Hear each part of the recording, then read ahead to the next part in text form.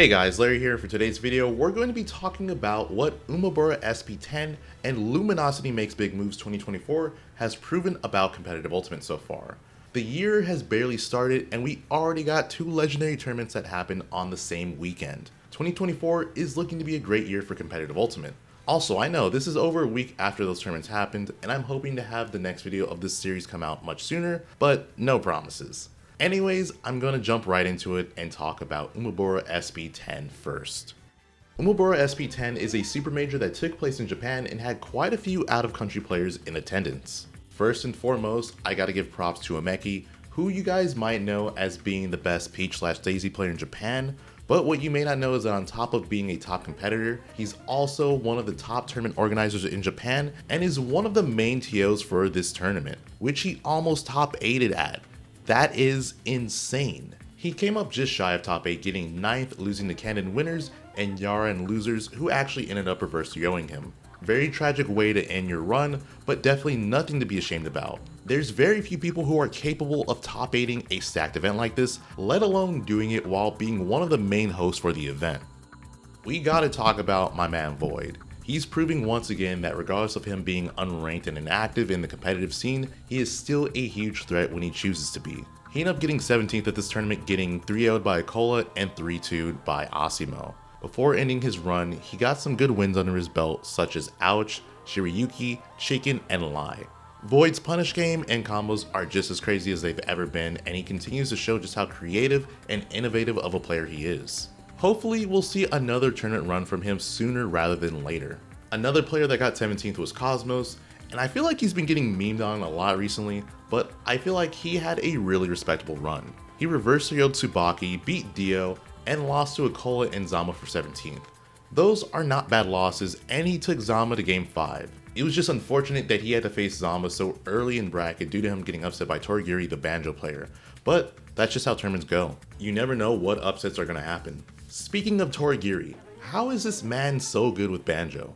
He ended up getting 13th, losing to Ken and Yoshidora. I think if he ever ends up going to a major outside of Japan, he's going to go on a crazy run and probably the main thing everyone talks about during the event. When Glutonny leaves Japan, I think he's going to become a much more serious contender for the #1 spot. He may have placed what he was seeded to at this event, which is 3rd, but he was able to take a set off of Miya and also show that being Acola is very doable for him. Honestly, it just feels like there's not really a true obstacle in his way other than him playing at the level he needs to be playing at to win. It's also incredibly impressive that he's doing all of this with Wario, a character that just about everyone gave up on after he got nerfed. I'm pretty sure Japan had the highest number of Wario usage since a lot of the top Japanese players pocketed him, and after the nerfs, just about everyone dropped him. Who knows, maybe Gluto ended up inspiring more of the top Japanese players to pick Wario up again. Kameme went on an amazing run for his final tournament before he takes a break from competing. He ended his run at 4th, getting double eliminated by Miya. The Sword community is definitely going to be taking a huge loss with him not competing, since he was basically carrying the character's results and showing how strong he is at a top level. The reason he's taking a break is that he's now a single father and is putting his focus on taking care of his child. Huge props to him for stepping up and doing that, and I'm wishing for nothing but the best for him. I think there's going to be a huge back and forth between who the #1 player is in Japan between Acola and Miya. Last year, Miya was able to take 3 straight sets off of Acola to close out the year. He took Kagurabi 11 and won at Poor Priority 8.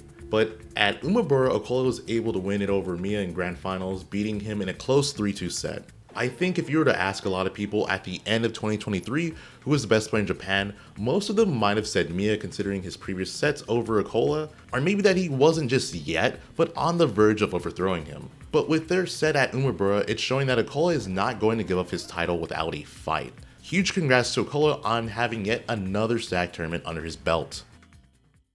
Now let's go on to Luminosity Makes Big Moves. Luminosity Makes Big Moves is a continuation of the Let's Make Big Moves tournament series that takes place in the Tri-State region. Luminosity picked up the 2 head TOs for the series, Tio Joe and Max Ketchum, so they changed the series name to reflect that. First thing I want to say about this event is SkyJ is insane. Without a doubt, he was the highlight of the entire weekend.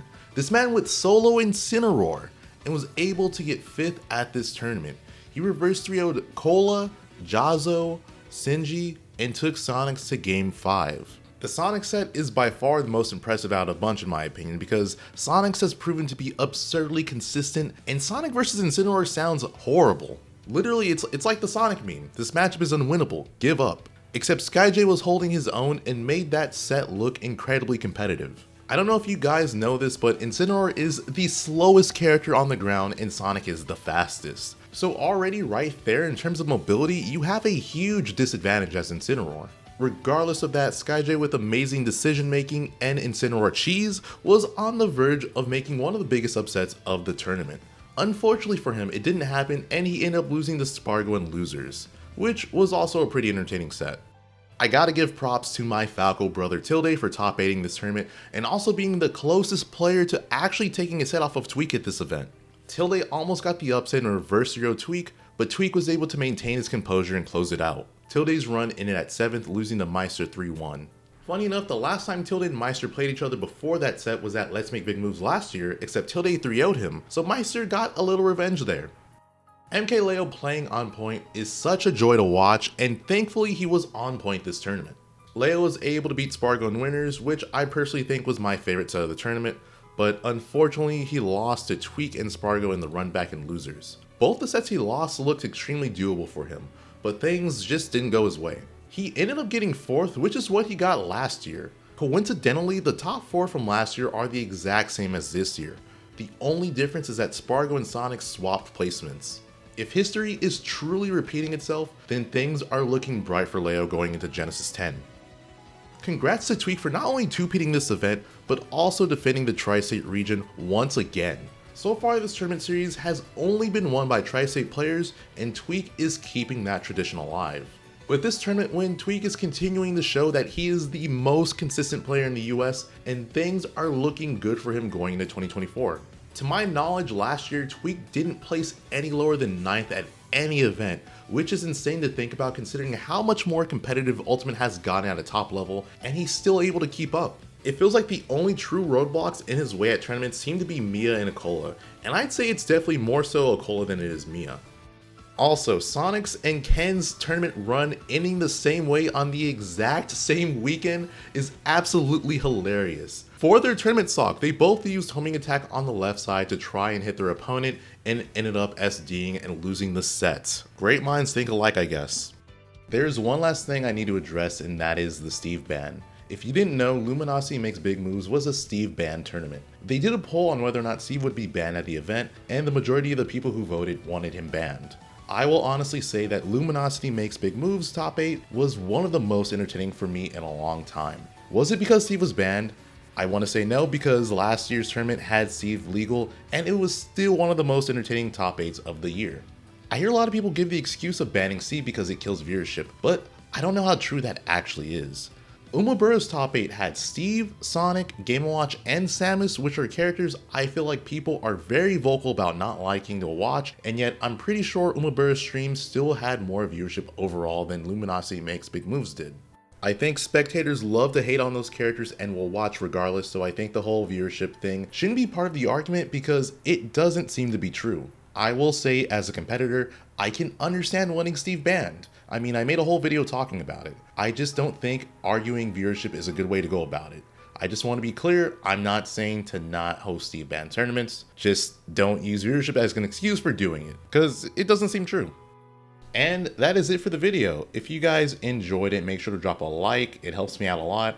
Also, let me know in the comments if there's any highlights from the events that I did not mention that you think should have been mentioned, because I'm sure there were plenty.